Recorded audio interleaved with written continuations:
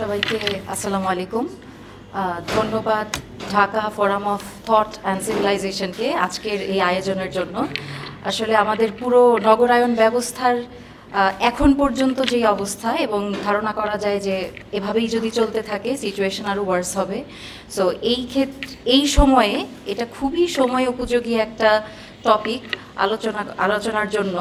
তো এই জন্য আমার কাছে মনে হয়েছে যে এই আজকের টপিকটার ইম্পর্টেন্স খুব বেশি। আচ্ছা, আমি আলোচনাটা শুরু করার আগে, আমরা তো নিশ্চয়ই সবাই ঢাকায় বসবাস করি এবং আমরা নানা জায়গায় যাতায়াত করি, ঢাকার এই প্রান্ত থেকে ওই প্রান্তে, এবং আমরা অনেকেই নানান এরিয়া থেকে এসেছি। তো আজকে আলোচনাটা ওভাবে খুব ফর্মালি শুরু করার আগে আপনাদেরকে আমি কিছু পরিসংখ্যান দিই। পরিসংখ্যান দিয়ে শুরু করাটা হয়তো অনেকের জন্য বোরিং, বা পরিসংখ্যান শুনতে অনেক বোরিং লাগে, কিন্তু আমার মনে হয় পরিসংখ্যানটা শুনলে অনেকে আটকে উঠতে পারেন। 1970 সালে ঢাকার পপুলেশন ছিল 10 লাখ। সেখানে এখন ঢাকার পপুলেশন হয়ে গেছে মোটামুটি 2 কোটি। তো ঢাকার যেই ধারণ ক্ষমতা, সেই অনুযায়ী আমরা যদি 2 কোটি চিন্তা করি, এবং এখন পর্যন্ত ঢাকা হচ্ছে সাউথ ইস্ট এশিয়াতে, মানে দক্ষিণ পূর্ব এশিয়াতে সবচাইতে গ্রোয়িং সিটি। গ্রোয়িং বলতে হচ্ছে কিন্তু ডেভেলপমেন্টের দিকে গ্রোয়িং না, এটাকে নগরায়নের দিকে সবচাইতে দ্রুত গতিতে নগরায়ন হচ্ছে ঢাকা সিটি গোটা সাউথ ইস্ট এশিয়াতে। ঢাকা সিটির 40% মানুষ 5000, ঢাকায় যে 5000 বস্তি আছে, 5000 বস্তিতে 40% মানুষ থাকে।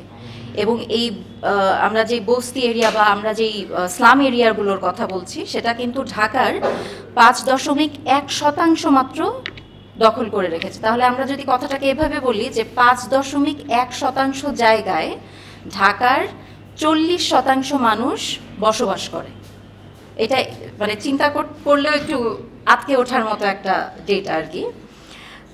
আমরা যদি আরও দেখি যে হাউজিং গ্যাপ কতটুকু মানে ঢাকায় এখন যেই পরিমাণ পপুলেশন, সেই অনুযায়ী হাউজিং গ্যাপ রয়েছে 89%, 89%। 89 চাহিদা অনুযায়ী 89%-এর একটা হাউজিং গ্যাপ আছে। 89% মানে আমরা বলতে পারি অলমোস্ট সেটা 100-এর দিকেই চলে যাচ্ছে, এরকম একটা সংখ্যা। 40% বস্তিতে বসবাস করেন যেই মানুষগুলো, সেখানে 40% মানুষ নর্মাল যে পাইপড ওয়াটার, নর্মাল যে মানে পানির সরবরাহ আমরা যেটা বলি, সেটা পাচ্ছে না। এবং 65% বা 65% এই বস্তিতে থাকা মানুষ, তারা খাবার পানি, বিশুদ্ধ খাবার পানির কোনো অ্যাক্সেস পাচ্ছে না। আমরা যদি শিশুদের ক্ষেত্রে চিন্তা করি, তাহলে শিশুদের ক্ষেত্রে ম্যালনারিশড চিলড্রেন, আমরা যদি এভাবে বলি যে পুষ্টিহীনতায় ভুগছে 33% শিশু, যাদের বয়স 5 বছরের নিচে। তো এগুলো হচ্ছে মোটামুটি একটা পরিসংখ্যান যে আমাদের এই আরবান ঢাকাতে, আমরা যদি শুধু ঢাকা নর্থটার দিকে তাকাই, যেখানে খুব পশ এরিয়াগুলো আছে, সেটা বাদে আমরা যদি গোটা ঢাকার কথা চিন্তা করি, তাহলে কিন্তু পরিসংখ্যানটা কিছুটা এমনই দাঁড়ায়। তো এই যে নগরায়ন, এত দ্রুত নগরায়ন হচ্ছে, এইটার ড্রব্যাকসগুলো কি কি, মানে আর্থসামাজিক যে সমস্যাগুলো হচ্ছে, আমরা যেটাকে বলি সোশিও ইকোনমিক ফ্যাক্টরস, সেগুলো যদি একটু ছোট করে আলোচনা করি, প্রথমেই হচ্ছে আমরা যদি বলি যে দারিদ্রতা এবং বৈষম্য যেই বিষয়টা আছে, সেখানে কি কি বিষয়ে বৈষম্য হচ্ছে। যেমন আগেই আমি পরিসংখ্যানে বলেছি যে বিশুদ্ধ খাবার পানির একটা সংকট আছে এই পপুলেশনগুলোর মধ্যে, স্যানিটেশন, ইলেকট্রিসিটি, হেলথ কেয়ার, এগুলোর একটা সংকট আছে। সেটা ছাড়া ঢাকায় রিচ এবং পুয়ার, মানে একদম উচ্চবিত্ত এবং একদম নিম্নবিত্তের মধ্যে গ্যাপ দিন দিন বাড়ছে, এই টেন্ডেন্সিটা লক্ষ্য করা গেছে। এবং এই যে একটা আরবান সাইডে হ্রাস হচ্ছে, মানে রুরাল এরিয়া থেকে আরবানে যে হ্রাসটা হচ্ছে, এটা কি কি কারণে হচ্ছে? কারণের মধ্যে প্রথম কারণটাকে ধরে নেওয়া হয় বাংলাদেশের পার্সপেক্টিভে, যে ক্লাইমেট চেঞ্জ একটা বড় কারণ। কারণ যেই এলাকাগুলোতে নদী ভাঙন হচ্ছে, বা অন্য প্রাকৃতিক দুর্যোগ হচ্ছে, সেই জায়গার মানুষগুলো ধীরে ধীরে এই আরবান সাইডটাতে বা ঢাকার পেরিফেরি, ঢাকার এই সাইডটাতে মুভ করে আসার একটা টেন্ডেন্সি আছে। এটা অর্থাৎ আমরা বলতে পারি যে যেই জায়গায় দুর্যোগগুলো বেশি সেখানে নিশ্চয়ই কোনো প্রপার ইনিশিয়েটিভ এখন পর্যন্ত নেওয়া হচ্ছে না, কারণ সেই মানুষগুলো তো তখন গৃহহীন হয়ে যাচ্ছে, হোমলেস হয়ে যাচ্ছে। সো যার কারণে তারা বাধ্য হয়ে এই দিকটাতে সেন্টারে মুভ করার একটা টেন্ডেন্সি আছে তাদের মধ্যে। এবং এত বেশি ওভারক্রাউডেড যখন হয়ে যাচ্ছে, স্বাভাবিকভাবেই একটা হাউজিং শর্টেজ এখানে হয়ে যাচ্ছে। আমরা যদি আনএমপ্লয়মেন্ট বা বেকারত্বের দিকটা দেখি, এখানে মাইগ্রেটেড হয়ে যারা আসছে রুরাল এরিয়া থেকে, তারা মোস্টলি ইনফর্মাল কাজগুলোতে আছে। ইনফর্মাল কাজগুলো বলতে তারা হয়তো রিক্সা চালক হচ্ছেন, তারা হকার হচ্ছেন, বা অনেকে ডোমেস্টিক লেবার দিচ্ছেন, এই কাজগুলো করছেন। এখন এই কাজগুলোর সমস্যা হচ্ছে, এই কাজগুলোর সেফটি কেউ এনশিওর করছে না। এই কাজগুলোর ক্ষেত্রে যেই একটা রেগুলেশন প্রয়োজন এবং যেই হেলথ কেয়ার বা জব সিকিউরিটির যেই জায়গাগুলো প্রয়োজন, সেইখানে কোনো প্রকারের নিরাপত্তা এখানে নাই। এই কাজগুলোর কোনো নিরাপত্তা নেই, এটা সরকারিভাবেও দেওয়া হচ্ছে না। এবং আর উল্টো দিকে আর একটা যেটা হচ্ছে যে এখানে যখন অনেক বেশি মানুষ হ্রাস করছে ঢাকায়, তখন অনেকেই যখন বেকারত্বে ভুগে, তখন তারা নানান রকম ক্রাইমের সাথে জড়িয়ে যায়, নানান রকম অপরাধমূলক কাজের সাথে তারা জড়িয়ে যাচ্ছে। এখন সবচেয়ে বড় কারণ, এই যে প্রথমে পরিসংখ্যানটা দিলাম, সেটা কেন এখনো মিটিগেটেড হচ্ছে না বা মেন্ড হচ্ছে না, এটা এখনো মানে প্রতিকার নাই কেন? এটার বড় একটা কারণ হচ্ছে যে ঢাকায় উইক গভর্নেন্স এবং আরবান প্ল্যানিং অসম্ভব উইক। আমরা যদি ঢাকা সিটি কর্পোরেশনের দিকে তাকাই বা রাজুকের দিকে তাকাই, এটা হয়তো নগর ব্যবস্থাপনায় নিয়ে যাদের নলেজ আছে তারা আরও ডিটেইল বলতে পারবে। আমি খুব ছোট করে বলি যে এত বেশি করাপ্টেড এই জায়গাগুলো, এবং যে ফান্ডিংগুলো আসে এই ফ্যাসিলিটিগুলোকে আরও সুন্দরভাবে অর্গানাইজ করার জন্য, সেই জায়গাগুলো এত বেশি করাপ্টেড যে সেখানে আসলে যেই ফান্ডিংটা আসে সেই ফান্ডিংটাও প্রপারলি ইউটিলাইজড হয় না। আমরা যদি একদম নেসেসিটি বলি, যে water supply, electricity, health care, education, এই জিনিসগুলোর ইমপ্রুভমেন্ট হচ্ছে না, এবং ইনফ্রাস্ট্রাকচারে তো হচ্ছেই না।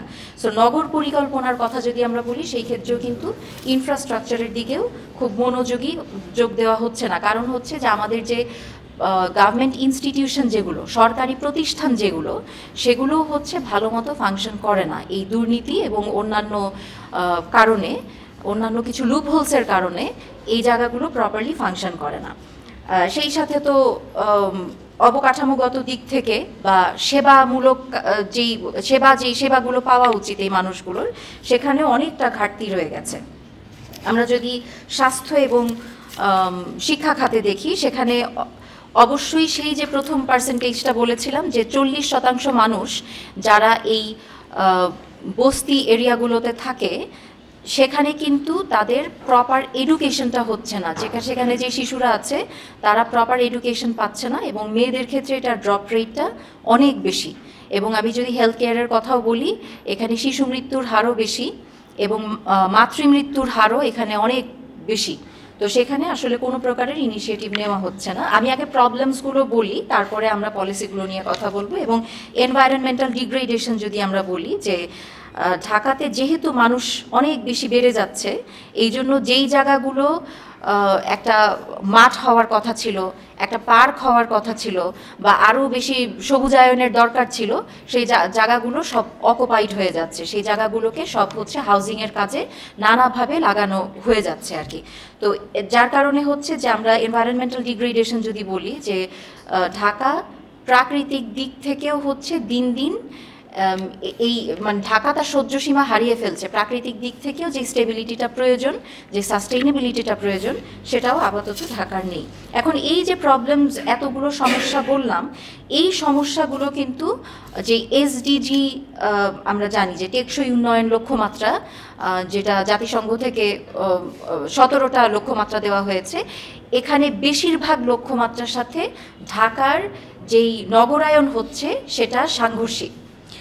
লক্ষ্যমাত্রাগুলো যদি বলি, যে লক্ষ্যমাত্রা 1-এ বলা হয়েছে দারিদ্র্য বিমোচনের কথা, যেটা আমরা এই আরবানাইজেশনের ক্ষেত্রে দেখছি যে দারিদ্র্য বিমোচন তো হচ্ছেই না, উল্টো ধনী এবং গরিবের তফাৎ দিন দিন বেড়ে যাচ্ছে। লক্ষ্যমাত্রা 3-এ বলা হয়েছে সুস্বাস্থ্য কল্যাণ, সেটা নিয়ে তো আমরা কিছুক্ষণ আগেই কথা বললাম যে সুস্বাস্থ্য আর কল্যাণের দিকটা হচ্ছে না। এই দিকগুলো একটু ছোট করেই বলছি, যেহেতু আলোচনার সময় লিমিটেড এবং আরও বেশ কিছু আলোচনা করার বিষয় আছে। লক্ষ্যমাত্রা 4-এ বলা হয়েছে গুণগত মানের শিক্ষা।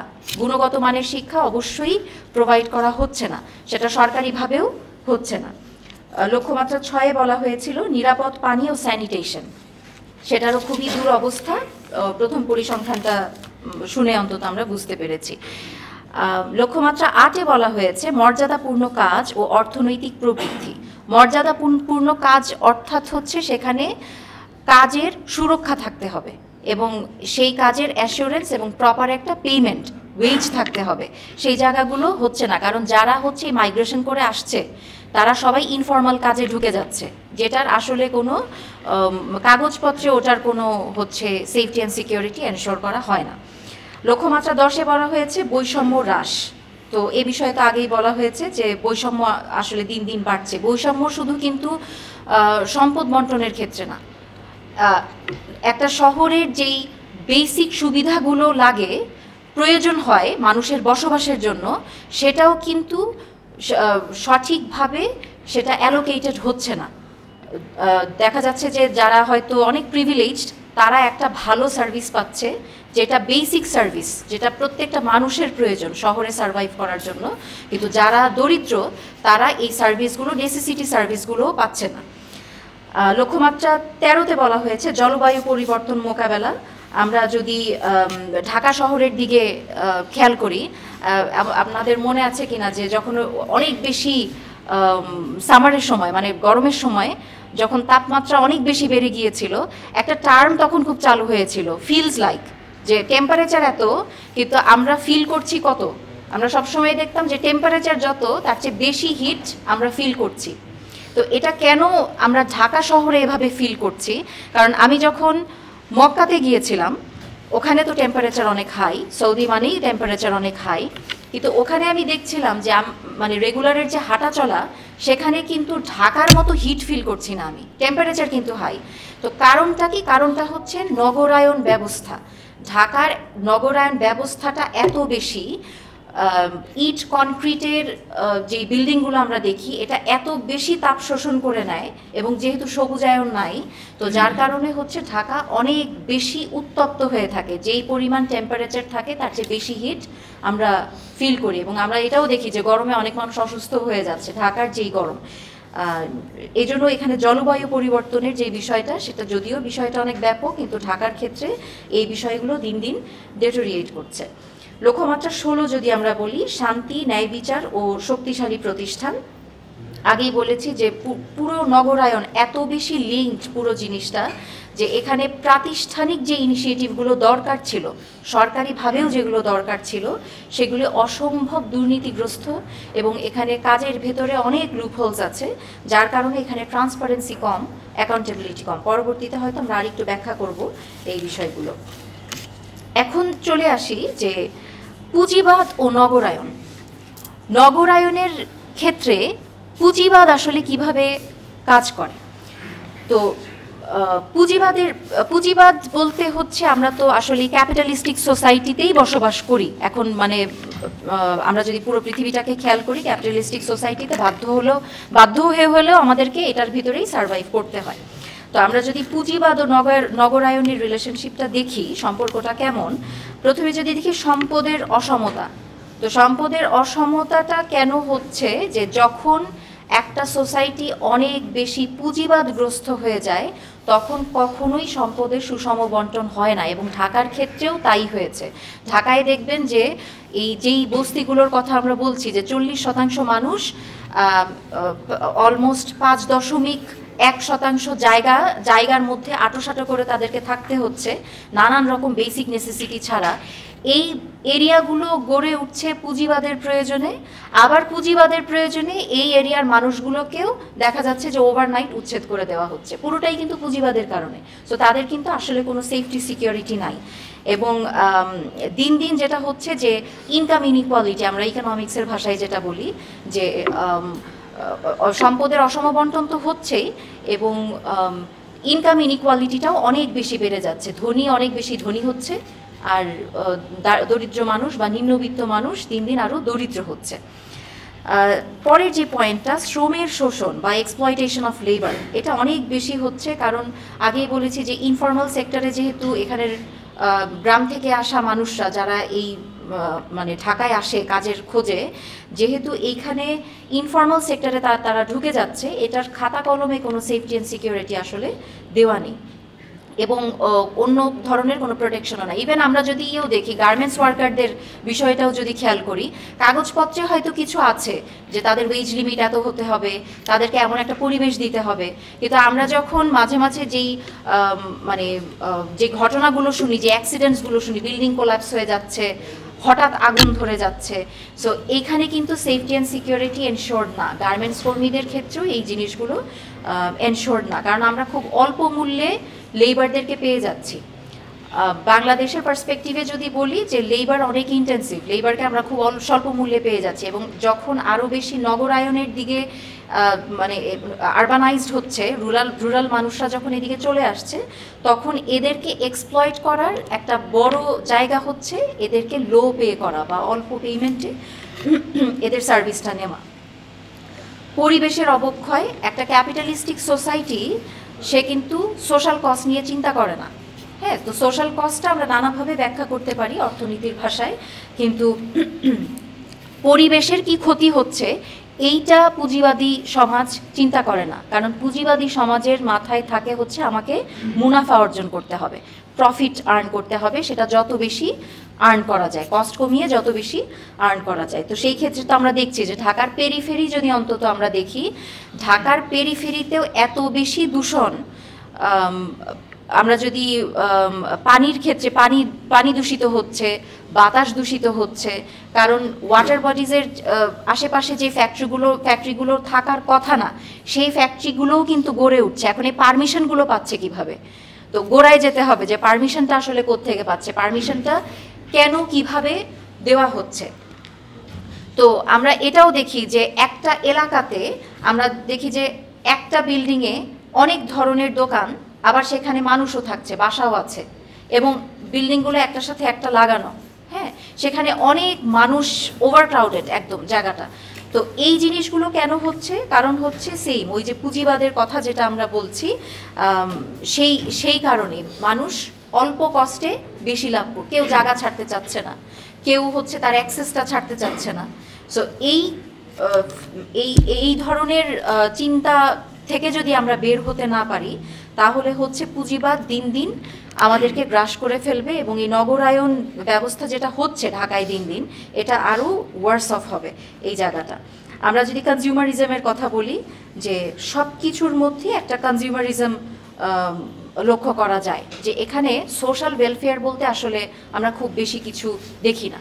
তো আর একটা, এটার পরের পয়েন্ট যেটা বলি, যে সরকারি সম্পদের বেসরকারীকরণ বা প্রাইভেটাইজেশন অফ পাবলিক গুডস, মানুষের একদম বেসিক নেসেসিটি আমরা যদি বলি, শুধু নগরে না, যে কোনো দেশের সিটিজেন যারা, নাগরিক যারা, তাদের একদম বেসিক নেসেসিটির ক্ষেত্রে কিন্তু আমরা শিক্ষা, স্বাস্থ্য এবং শেল্টার বা খাদ্য, এই জিনিসগুলো হচ্ছে নেসেসিটি। তো সেখানে যেটা হচ্ছে যে ঢাকায় বা আমাদের এই যে আরবানাইজেশনটা হচ্ছে, এখানে শিক্ষা, স্বাস্থ্য দিন দিন অনেক, স্বাস্থ্য যে সার্ভিসটা আমরা বলছি সেটা অনেক বেশি এক্সপেন্সিভ হয়ে যাচ্ছে। কেন হয়ে যাচ্ছে? কারণ এটা দিন দিন সরকারি থেকে বেসরকারিকরণ হয়ে যাচ্ছে। তো যার কারণে এখান থেকে মুনাফা কিভাবে অর্জন করা যাবে, এই সার্ভিসগুলো দিন দিন এক্সপেন্সিভ হয়ে যাচ্ছে। শিক্ষা ব্যবস্থা, স্বাস্থ্য ব্যবস্থা, এই বেসিক নেসেসিটিটাই দিন দিন অনেক বেশি এক্সপেন্সিভ হয়ে যাচ্ছে। সেটা উচ্চবিত্তের জন্য এটার এই অ্যাক্সেস নেওয়াটা ইজি, কিন্তু যারা নিম্নবিত্ত তাদের জন্য তো এটা সম্ভব না, এই এত বেশি অ্যাক্সেস। এবং আমরা সরকারি যেই ইয়েগুলো দেখি, আমরা যে মানে সরকারি যেই সার্ভিসগুলো দেখি হেলথ কেয়ারের ক্ষেত্রে, ঢাকা মেডিকেলের শুধু বাইরের ওয়ার্ডগুলোতে যদি আপনারা যান, হয়তো গিয়েছেন বা দেখা হয়েছে, সরজমিনে দেখা না হলেও হয়তো ডকুমেন্টারিতে হলেও দেখা হয়েছে, সেখানে আপনি পা ফেলতে পারবেন না, সার্ভিস এত লো। এবং সরকারি যে অন্যান্য সার্ভিসগুলো আছে, এই যে দরিদ্র মানুষ যারা ওখানে যাচ্ছে, এত শতাংশ দরিদ্র মানুষ যাদের জন্য হেলথ কেয়ার সার্ভিসটা অসম্ভব লো কোয়ালিটি করে দেওয়া হচ্ছে, তাহলে হাই কোয়ালিটি কোথায় পাওয়া যাবে, যেটা অনেক বেশি এক্সপেন্সিভ। শিক্ষার ক্ষেত্রেও কিন্তু তাই হচ্ছে, যার কারণে শিক্ষার অ্যাক্সেসটাও নেওয়া যাচ্ছে না। তো এখানে আসলে কোনো ভারসাম্য নাই। তো যখন পুঁজিবাদী কনসেপ্টে এই বিষয়গুলো চলে, তখন যতটা না এটা সার্ভিস দেওয়ার কথা চিন্তা করে, সেবা দেওয়ার কথা চিন্তা করে, তার চাইতে বেশি মুনাফা অর্জনটা মাথায় থাকে। সেটা মানে বেসিক নেসেসিটি হলেও বিষয়টা তেমনই হয়ে যায়। এরপরে হচ্ছে মার্কেট ফেলিয়ার। আমরা যদি আসলে সাউথ ইস্ট এশিয়া চিন্তা করি, মার্কেট ফেলিয়ার একটা বড় বিষয়, যেটা নিয়ে এটার কোনো আসলে প্রতিকার পাওয়া যাচ্ছে না। অর্থনীতির ভাষায় যদি আমরা বলি, মার্কেট ফেলিয়ার বলতে বোঝায় যে একটা দেশের যেই পরিমাণ রিসোর্স থাকে, সেটাকে যদি সঠিকভাবে ইউটিলাইজ না করা হয়, সঠিকভাবে যদি সেটা ব্যবহার না করা হয়, তাহলে সেটাকে আমরা বলি হচ্ছে মার্কেট ফেলিয়ার। মানে হচ্ছে সেটা যে কোনো উপায়ে ওয়েস্ট হচ্ছে, বা যে কোনো উপায়ে হচ্ছে এটা হাত বদল হয়ে পাচার হয়ে যাচ্ছে, বা যে কোনো উপায়ে সেটা আইডল বসে থাকছে, বা ওয়েস্টের কথা তো বললামই। সো এই জিনিসগুলো যেটা হচ্ছে যে আমরা যখন গৃহায়ন দেখি বা হাউজিংটা দেখি, হাউজিংয়ের ক্ষেত্রে আমরা ঢাকা শহরে কি এমন পাই যে যারা নিম্নবিত্ত বা নিম্ন মধ্যবিত্ত, তারা একটা সুন্দর হাউজিং পাবে উইথ প্রপার ফ্যাসিলিটি, এবং যেমন হওয়া উচিত সেভাবে ডিজাইন করে সেরকম একটা হাউজিং পাবে, সেটা কিন্তু আমরা দেখি না। আমরা বড় বড় হাউজিং কোম্পানিগুলো দেখি, বা আমরা বড় বড় হচ্ছে যারা হচ্ছে ওই ডেভেলপার বা যারা বড় বড় হাই রাইজ বিল্ডিং বানাচ্ছে, এটা বানানোই হচ্ছে উচ্চবিত্তদের জন্য, কারণ সেখানে মুনাফা অর্জনের একটা বিষয় আছে। তো এই যে প্রথম যেই পরিসংখ্যানটা বললাম যে ঢাকায় 40% মানুষ বস্তি এরিয়াগুলোতে থাকে, বস্তি এলাকাগুলোতে থাকে, যেটা ঢাকার মাত্র 5.1% জায়গায় রয়েছে। এতটুকু জায়গায় 40% মানুষকে থাকতে হচ্ছে, কারণ তাদের ক্ষেত্রে প্রপার কোনো প্ল্যান্ড গৃহায়ন আসলে হচ্ছে না। যত গৃহায়ন প্রকল্পগুলো হচ্ছে, সেগুলো সবই হচ্ছে মুনাফা অর্জনের জন্য, উচ্চবিত্তদের জন্য হচ্ছে। এরপরে আমরা যদি বলি যে কর্পোরেট শক্তি বা কর্পোরেট পাওয়ার আমাদের শুধু বাংলাদেশ না, সাউথ ইস্ট এশিয়াতেই কর্পোরেট পাওয়ার সবসময় পলিটিসাইজ থাকে। আমরা গত 15 বছরে দেখেছি যে কর্পোরেট পাওয়ার কিভাবে অন্যান্য সব কিছুর হোল্ড নিয়ে নেয়। অন্যান্য বলতে শেয়ার বাজার থেকে শুরু করে, ব্যাংকিং থেকে শুরু করে, বা বড় বড় রিয়েল এস্টেট থেকে শুরু করে কিভাবে দখল নিয়ে নেয়। এবং কর্পোরেট পাওয়ার যখন একদম হচ্ছে টক্সিক লেভেলে চলে যায়, তখন কিন্তু গভর্নমেন্টের কথা শুনতে সে বাধ্য না, উল্টো গভর্নমেন্ট তার কথায় চলে, কারণ গভর্নমেন্টকে তার ফান্ডিংয়ে চলতে হয়। তো এই জন্য এখানে এই যে পুঁজিবাদী সংস্কৃতি, সেখানে কর্পোরেট পাওয়ার যখন জাস্ট অল্প কিছু মানুষ গ্রো করে, সেটা কিন্তু আমরা মোটামুটি সব আমলেই দেখি যে যখন যেই পলিটিক্যাল পাওয়ার আসে, তার আন্ডারেই কিছু এরকম কর্পোরেট পাওয়ার গ্রো করে, যারা সব কিছুতে ব্যবসা খুঁজে। এবং আমরা যদি ঢাকা শহরের একদম আমরা গার্বেজ সিস্টেম থেকে শুরু করে, এমনকি বস্তি এলাকা থেকে শুরু করে অন্যান্য যেই ফ্যাসিলিটিগুলোর কথা আমরা চিন্তা করি, সব জায়গায় কিন্তু ব্যবসা চলে। এবং এটা খোঁজ নিয়ে দেখা যাবে, এমনকি ডেটা কালেক্ট করলেও দেখা যাবে যে এই ব্যবসাগুলো কাদের হাতে থাকে, যে যখন পাওয়ারে থাকে সেই মানুষগুলোর হাতে থাকে। তো এখানে অনেক বড় একটা সিন্ডিকেট আছে। তো যখন এখান থেকে মুনাফা অর্জনের একটা মনোভাব থাকবে, সেটা আবার পলিটিক্যাল পাওয়ার খাটিয়ে, তো সেই ক্ষেত্রে তো সেবা দেওয়ার বিষয়টা থাকবে না। তো সেই ক্ষেত্রে কি হতে হবে যে সরকারি ব্যবস্থাপনায় যারা আছে বা সরকারি পাওয়ারে যিনি আছেন, তাকে ট্রান্সপারেন্ট হতে হবে। সো সে যদি ট্রান্সপারেন্ট হয়, তাহলে কিন্তু সেবা দেওয়ার বিষয়টা সেবাই থাকবে, এটা কর্পোরেট পাওয়ারের হাতে যাবে না। তো পুঁজিবাদ আর নগরায়নের ক্ষেত্রে কিছু ভালো এক্সাম্পলও আছে, সেটা হয়তো আমরা একটু শেষের দিকে বলবো। কিন্তু পুঁজিবাদ যদি একটা বিশেষ পাওয়ারের হাতে চলে যায়, তাহলে কিন্তু পুঁজিবাদ নগরায়নকে দিন দিন একেবারেই ওয়ার্স অফ করতে থাকে, এটাকে দিন দিন হচ্ছে একদম নিচের দিকে নিয়ে যেতে থাকে। এখানে কোনো ইমপ্রুভমেন্ট আমরা দেখি না। সেটার সাথে একটু ছোট করে যদি বলি, যেগুলো আগেও আলোচনা করা হয়েছে, যে ক্লাইমেট ভালনারেবিলিটি আছে, বা হেলথ ইনইকুয়ালিটি, যেটা বললাম যে ঢাকা শহরে যদি আমরা চিন্তা করি তাহলে হচ্ছে যে স্বাস্থ্যসেবা সবাই সমভাবে পাচ্ছে না, এবং এক্সক্লুশন ফ্রম সার্ভিস, এটাও যদি আমরা বলি যে অন্য যেই বেসিক সার্ভিস যেগুলো আছে, যে আমরা পানির সুব্যবস্থা বলি, ট্রান্সপোর্টের যাতায়াত ব্যবস্থা বলি, বা শিক্ষা ব্যবস্থা বলি, এইটার অসম ব্যবস্থাপনা আমরা এই ঢাকায় আমরা দেখতে পাই। এবং সেটার সাথে যেটা বলছিলাম যে এটা কিন্তু খুব কমন, ইন্ডিয়াতেও খুব কমন, যে ইন্ডিয়াতে হচ্ছে আপনি এভাবে বলা হয় যে মুম্বাইয়ের দিকে যদি আমরা তাকাই, দেখা যাবে যে একটা পাশে অনেক lavish luxurious high rise building, ঠিক তার পাশে ইন্ডিয়ার সবচাইতে বড় বস্তি, হ্যাঁ, সবচাইতে বড় স্লাম ওখানে। হ্যাঁ, তো এই জিনিসগুলো ঢাকা শহরেও কিন্তু কমন, ঢাকা শহরেও এই বিষয়টা কমন। তো এবং যেটা বারবারই বলছিলাম যে আমরা যে গৃহায়ন প্রকল্পগুলো দেখি, গৃহায়ন প্রকল্পের কাছে কিন্তু কখনোই আমরা নিম্নবিত্তদের জন্য কোনো প্ল্যানিং পাই না, কখনোই পাই না। আচ্ছা, এখন আমি যদি কিছু উদাহরণ দেই, যে এমন কিছু সিটিজের কথা বলবো যাদের অবস্থা একটা সময় আসলে এই ঢাকার মতোই ছিল। তো প্রথমেই যদি আমি বলি যে সাউথ কোরিয়ার রাজধানী সিওলের কথা যদি বলি, সময়টা ধরা যেতে পারে যে 1950 থেকে 1970, এই সময়টায় সিওলের অবস্থা ঠিক ঢাকার মতো ছিল। কারণ একদম জাস্ট যুদ্ধের পরে তখন দেখা গিয়েছে যে ওই গ্রাম অঞ্চল থেকে শহর অঞ্চলে অসম্ভব একটা তখন পপুলেশন হ্রাস হয়েছে, মাইগ্রেশন হয়েছে, এবং ঠিক ঢাকার মতোই অবস্থা হয়েছে, ওভার ক্রাউডেড হয়ে গেছে, মানুষ কাজের জন্য এসেছে, কাজ পাচ্ছে না, বেকারত্ব বেড়ে যাচ্ছে, এই ধরনের নানান সমস্যা হচ্ছিল, এবং অবশ্যই হাউজিং শর্টেজ হচ্ছিল, যেটা খুব কমন এই আনহেলদি আরবানাইজেশনের ক্ষেত্রে। তো এই জিনিসটা সেই সিওল এবং এখনকার সিওল আমরা মিলাতে পারবো না। এটা সিওল আসলে কিভাবে ওভারকাম করেছে? সিওল যেটা করেছিল সেটা হচ্ছে যে তাদের এই ডিজিটাল অ্যাডভান্সমেন্টটাতে তারা খুব ফোকাস করেছে, ডিজিটালাইজড করে ফেলা। এটা সময়ের সাথে সাথে হয়েছে, অবশ্যই 1970 বা ওই সমসাময়িক সময়তে এত বেশি ডিজিটালাইজ সিস্টেম ছিল না, কিন্তু তারা ফোকাস করেছিল ওই জায়গাটাতে। এবং সেইটার সাথে আমরা আরও যেটা দেখি যে এখানে হচ্ছে পাবলিক হাউজিং, মানে হাউজিংয়ের যে অ্যালোকেশনটা, যেটা আমি বারবারই বলছিলাম যে হাউজিং অ্যালোকেশন যে উচ্চবিত্ত আর নিম্নবিত্তর জন্য একদম বাইনারি দুইটা অবস্থা না, এটা যতটা ইকুয়ালাইজ করা যায়, যতটা অ্যাক্সেসেবল করা যায়, সেরকম কিছু ইনিশিয়েটিভ তারা নিয়েছিল। সেটার সাথে তারা ইনফ্রাস্ট্রাকচার, অবকাঠামোতে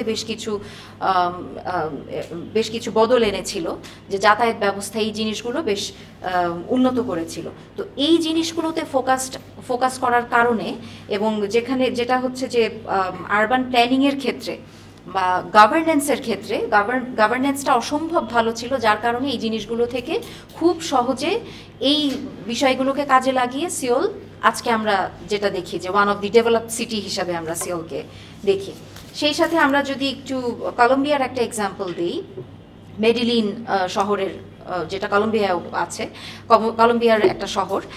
তো সেখানেও আমরা দেখতে পাচ্ছি যে 1980 থেকে 1990 এমন একটা সমসাময়িক সময়, যেখানে এই শহরে অসম্ভব রকমের মাদক ব্যবসা, মাদক কার্টেল, এই জিনিসগুলোর একদম ছড়াছড়ি ছিল, এবং বলা যেতে পারে যে একটা আনহেলদি আরবানাইজেশন হলে যা হয় সেই জিনিসগুলোই তারা ফেস করেছিল। তারা খুব স্পেসিফিকভাবে এই জিনিসটা থেকে যেভাবে উঠে এসেছে, সেটার একটা বড় কারণ ছিল সোশ্যাল আরবানাইজেশন, সামাজিক নগরায়ন বলতে এই যে সামাজিক সুবিধাগুলো যেটা নগরের একটা নাগরিকের পাওয়া উচিত, সেই জায়গাটায় তারা ফোকাস করেছিল। তো এই পাবলিক ইনফ্রাস্ট্রাকচার অবকাঠামোর দিক থেকে, বা আমরা যেটা বলি যে মানে দরিদ্র মানুষ এবং হচ্ছে ধনী মানুষের যে গ্যাপটা, এই গ্যাপটাকে কতটুকু কমানো যায়, সেটা ফিজিক্যাল ইনফ্রাস্ট্রাকচার দিয়ে হোক আর সোশ্যাল ইনফ্রাস্ট্রাকচার দিয়ে হোক, সেভাবে তারা এটা মিটিগেট করার চেষ্টা করেছে। সিঙ্গাপুরের কথা যদি বলি, সিঙ্গাপুর তো বলা যেতে পারে যে পৃথিবীর এখন একদম টপ মোস্ট সিটিগুলোর মধ্যে একটা, এবং বিষয়টা খুবই অবিশ্বাস্য। আপনারা ম্যাপে কখনো সিঙ্গাপুর খুঁজেছেন কিনা? এটা জাস্ট একটা ডট, এটা খুঁজে পেতে খুব কষ্ট হবে। সিঙ্গাপুর যদি ওয়ার্ল্ড ম্যাপে খোঁজা হয়, সহজে খুঁজে পাওয়া যাবে না, একটা জাস্ট ছোট্ট বিন্দু, খুবই ছোট একটা দেশ। তো সিঙ্গাপুরকে আসলে বলা হয় যেটা ভার্টিক্যালি গ্রো করেছে, ওর তো আর স্পেস নাই, হরাইজন্টালি গ্রো করতে পারেনি, সে ভার্টিক্যালি গ্রো করেছে। তো সিঙ্গাপুরের অবস্থা কিন্তু আমরা 1950 থেকে 1960 এই সমসাময়িক সময় এক্স্যাক্টলি এই যে ঢাকায় প্রবলেমসগুলো হচ্ছে, হাউজিং ক্রাইসিস হচ্ছে, দারিদ্রতা অনেক বেশি ছিল এবং বস্তি এলাকার অনেক বেশি হচ্ছে, মানে বস্তি এলাকাগুলো অনেক বেশি ছিল, পুয়ার স্যানিটেশন ছিল, স্যানিটেশন ব্যবস্থা খুবই বাজে ছিল, ওয়াটার সাপ্লাইয়ের অবস্থা খারাপ ছিল, পাবলিক হেলথের অবস্থা খারাপ ছিল। সিঙ্গাপুর সিটিটাও এক্স্যাক্টলি এই অবস্থা ছিল। তো সেখানে সিঙ্গাপুর যেটা করেছে সেটা হচ্ছে যে এফোর্ডেবল হাউজিং, যেটা বারবারই বলছিলাম যে এফোর্ডেবল হাউজিংয়ের দিকে এরা ফোকাস করেছে, যে যারা নিম্নবিত্ত বা নিম্ন মধ্যবিত্ত এদের জন্য হাউজিংটা যেন এফোর্ডেবল হয়, এই জায়গাটাই খুব ভালো মতো ফোকাস করেছে। সেই সাথে তো ক্লিন, অর্গানাইজড এবং সাস্টেইনেবল গ্লোবাল সিটি, এই জিনিসগুলোতেও তারা ফোকাস করেছে। তো এই এক্সাম্পলগুলো যদি আসলে আমরা দেখি, একটা জিনিস খেয়াল করে দেখবেন যে সময় সীমাটা যেটা আমি বলছিলাম যে কোন সময়ে এই জিনিসগুলো হয়েছিল, সবই কিন্তু মোটামুটি 1950 থেকে 1960s 70s। তা আমাদের দেশ স্বাধীন হওয়ার পর থেকে 1971-এর পরে আমরাও কিন্তু আজকে এতটা সময় পার করে এসেছি। তো ওই সময়ে কিন্তু এই সিটিগুলোতে ক্রাইসিসগুলো ছিল ওই সমসাময়িক সময়টাতে। তো তারা কিন্তু এত বছরে এই সব কিছুকে ওভারকাম করে ফেলেছে। সো এই এক্সাম্পলগুলো কিন্তু আমরা কাজে লাগাতে পারি, যে আমরাও ঢাকা সিটিকে কিভাবে আমরা হচ্ছে আরও ইমপ্রুভ করব, সেই দিকটায় আমরা ফোকাস করতে পারি। শেষ যে পয়েন্টটা, আমি অনেকটা সময় নিয়েছি, শেষের যে পয়েন্টগুলো আমি বলছি যে পলিসি অ্যাপ্লিকেশন কি হতে পারে। পলিসি অ্যাপ্লিকেশন আসলে অনেকটাই কথার মধ্যে অনেক কিছু চলে এসেছে, যে কিভাবে এটা মানে এই অসুস্থ নগরায়নটাকে আমরা ঠিক করতে পারি। তো প্রথমত যেটা বললাম যে এক্সাম্পলসগুলো দেওয়া হয়েছে, এই সিটিগুলো থেকে আমরা একটা শিক্ষা নিতে পারি, বা এই মডেলগুলো কিভাবে কাজ করেছে আমরা সেটা কিন্তু দেখতে পারি। এক্স্যাক্টলি ঢাকার মতোই অবস্থা ছিল ওই সমসাময়িক সময়। এবং সেই সাথে হচ্ছে যেই বিষয়গুলো ওভারঅল তুলে ধরা হয়েছে, আসলে পলিসি বলতে আমি যখন প্রবলেমগুলো নিয়ে আলোচনা করছিলাম সেখানেই অনেক পলিসি ওয়াইজ কি হতে পারে সেখানে কিছু কথা বলে দেওয়া হয়েছে। ওভারঅল যদি বলি যে ঢাকা সিটির এখন যে অবস্থা, এখন এই মানুষগুলিকে তো এক রাতে বিদায় করা যাবে না, তাই না? এবং এই মানুষগুলো যেভাবে মানে ঢাকায় এখন যেভাবে অবস্থান নিয়ে আছে, এটাকে আমরা একদিনে সরাতে পারবো না, এটা এত বেশি ওভারলোড হয়ে গেছে ঢাকায়। তাহলে কি করতে হবে? তাহলে আসলে অল্প অল্প করে ছোট করে ইনিশিয়েটিভ নিয়ে সেটা ভাগে ভাগে নিতে হবে। সেটা যদি ইনফ্রাস্ট্রাকচারের ক্ষেত্রে হয়, বা নগর পরিকল্পনার ক্ষেত্রে হয়, বা অন্যান্য যে বিষয়গুলো নিয়ে আলোচনা করলাম সেই জিনিসগুলো ছোট করে ফোকাস করতে হবে। এবং সবচাইতে বেশি যেটা ফোকাসে থাকা প্রয়োজন, এই ঢাকা সিটির প্রত্যেকটা জায়গা, মানে প্রত্যেকটা সার্ভিস বেসিকলি সবটাই কিন্তু একটা ব্যবসায়িক মহলের হাতে চলে যায়, যার অসম্ভব একটা সরকারি পাওয়ারে তারা চলে। এই জায়গাটাই যদি শুধু অ্যাকাউন্টেবল থাকা যায়, এবং আমরা রাজুক, সিটি কর্পোরেশন এদের কথাও যদি বলি, এরা যদি এই পলিটিক্যাল পাওয়ারের আওতা থেকে বের হয়ে এদেরকেও যেমন ইন্ডিপেন্ডেন্টলি কাজ করতে দিতে হবে, এবং পলিটিক্যাল পাওয়ারে যারা থাকবে তাদেরকেও অনেক ট্রান্সপারেন্ট হতে হবে, যেন এটার এক্সপ্লয়টেশন কেউ না করে। এই বিষয়গুলো যদি ট্রান্সপারেন্ট থাকে, কারণ আমরা যেই সিওলের কথা বললাম, সিঙ্গাপুরের কথা বললাম, সেখানে অসম্ভব ট্রান্সপারেন্ট ওদের মানে সরকারি ব্যবস্থাপনা। তো এই বিষয়গুলো আসলে মাথায় রেখে ঢাকা সিটি নিয়ে আমার মনে হয় যে আমরা স্বপ্ন দেখতেই পারি, নেক্সট ঢাকা যেন একটা বসবাসযোগ্য শহর হয়, সেই আশা আমরা করতে পারি। ধন্যবাদ।